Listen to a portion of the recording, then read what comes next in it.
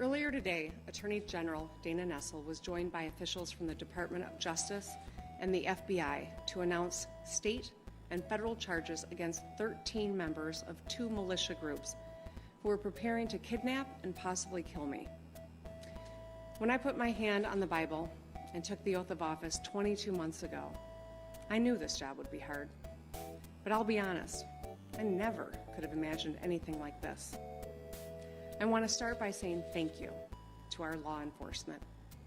Thank you to the fearless FBI agents. And thank you to the brave Michigan State Police troopers who participated in this operation, acting under the leadership of Colonel Joe Gasper. I also want to thank Attorney General Nessel and the U.S. Attorneys Burge and Schneider and their teams for pursuing criminal charges that hopefully will lead to convictions, bringing these sick and depraved men to justice. As a mom with 2 teenage daughters and 3 stepsons, my husband and I are eternally grateful to everyone who put themselves in harm's way to keep our family safe. 2020 has been a hard year for all of us. Hard for our doctors and nurses and truck drivers, grocery store workers. It's been hard for the teachers and students and parents. Hard for those who have had to stay isolated to stay safe. And it's not over yet. But we're taking care of our seniors. You're not vulnerable, but they like to say the vulnerable, but you're the least vulnerable. But for this one thing, you are vulnerable.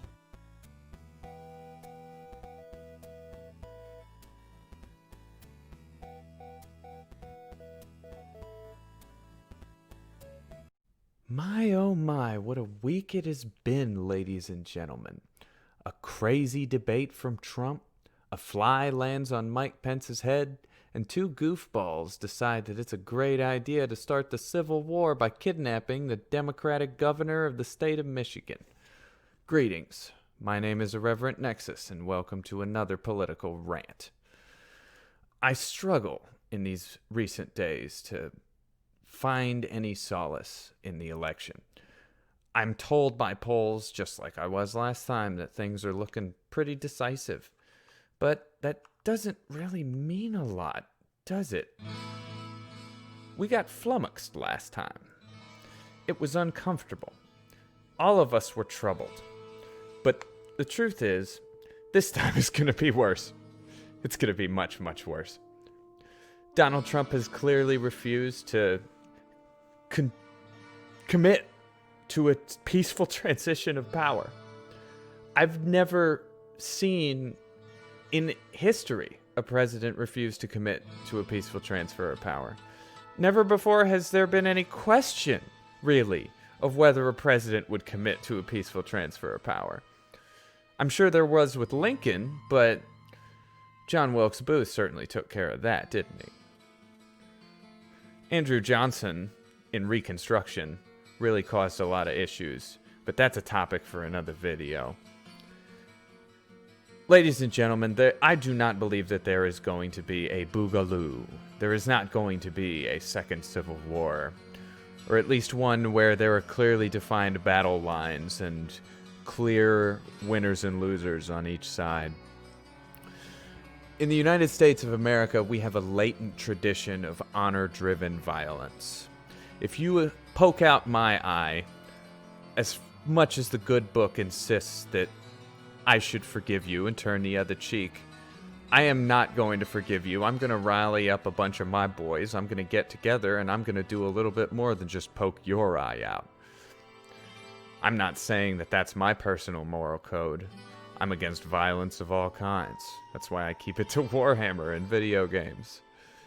But this is a new era. 2020 and COVID-19 have accelerated the speed at which we find ourselves headed toward the precipice, the great chasm of our own damnation. I don't want us to get there. I want us to avoid the cliff before we drive off and let gravity do its job. But I don't know how to head it off. Donald Trump has said that he's going to essentially question every electoral tactic we've used. The mail-in ballots aren't secure. The questions have already been asked, and in his base's mind, it's very clear. If the Democrats win in a landslide, it had to have been illegitimate. Everyone's predicting a landslide. I'm not predicting a landslide. Polls can't be relied on the way they used to be. Really, this is going to come down to sheer turnout and force of numbers. Now, Trump's people, the militia types especially, they're going to try to intimidate people at the polls. You can't let them. Wait in line. Go. Grab friends.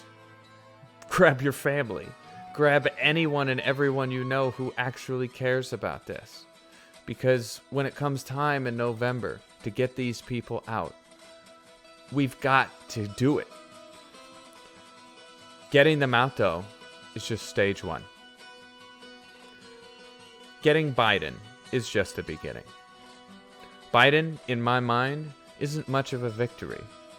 He's exactly the kind of candidate everybody described him as during the primaries. He's old. In a lot of ways, he's just like Donnie. They're kind of losing it in their 70s. But when these guys were growing up, it wasn't legal for black people to enter the same entrance of a grocery store as white people, or use the same fountains. Integration took place while these guys were ascending adults. Clearly, a power shift has to happen. Those of us who are under 50 are yearning for this power shift. But for once, there are questions about whether or not this power shift will come without violence. There's not going to be a civil war. There will be terrorist attacks.